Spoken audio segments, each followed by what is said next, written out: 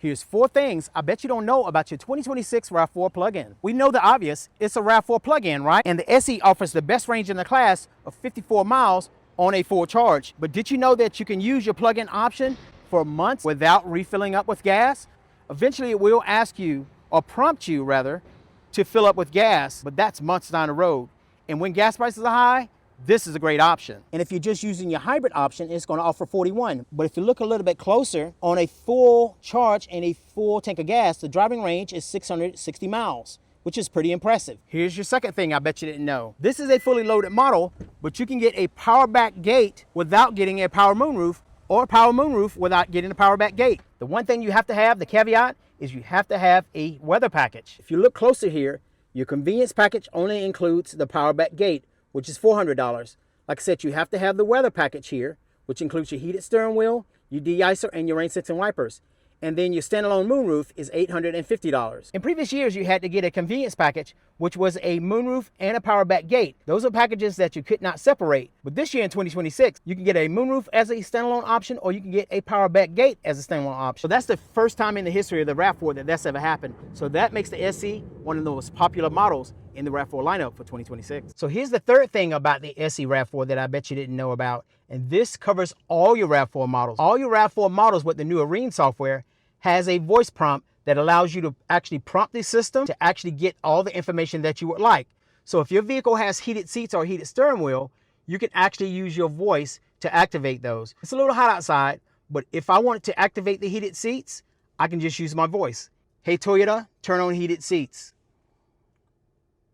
Setting driver seat heater to high. So guys, so even if I wanted to set that to low, I can set it to low. Hey Toyota, turn heated seats on low. Setting driver seat heater to low. Or I can even turn it off. Hey Toyota, turn off heated seats.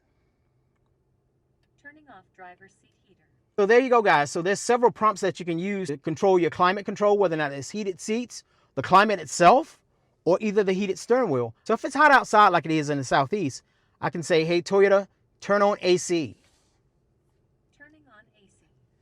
So there you go guys. So I can turn those on, or if I'm sitting still, I can go here and I can turn on the AC or not. But if I'm driving, then the voice prompt is a better option. And if you have any questions about what prompts are recognized, you can say, hey Toyota, help. Here's some commands I can help with. And these are going to be all your prompts here that are recognizable by the new Arene software. So if you'd like a review on the prompts that are recognized, make sure you check out my YouTube video. Those are on my YouTube channel under Andre Drive, so the same name. But make sure you check that out, guys. It's very helpful, and it allows you to actually navigate safely, and others around you are going to feel safe as well. So let's talk about number 4 now, and one that I've heard people ask about before that not a lot of people know about. So if you look in the cup holder here, you're going to see a key here. Not a lot of people know what that key is. So in the past generation, whenever your battery on your key fob is dead, you would place that key fob up to the push button start here whenever that key fob was dead. And that allows you to sync the chips between the push button start here and the key fob. Well, this year in the 2026, you're going to drop your key fob in here, whether or not you have a battery or not in your key fob, which is pretty amazing, or either the battery is very low. You're going to drop it right in this cup holder here. You're going to hear the two chips, they're going to sync, and then you'll be able to start up your car, guys. So that is number 4, and those are your 4 features that I'm sure that nobody really knows about. Or if you're new to the RAV4 or the RAV4 plug-in, you don't really hear those get talked about, guys. So this is just FYIs. If you're new to the RAV4, you're considering the RAV4, these are pretty cool features here. But if you would like a full review on the SE, make sure you check out my video. I've done a review on the regular HEV SE, and I've also done a full video on the plug-in SE. So make sure you check those out. And I have some other RAV4s as well. I have the GR.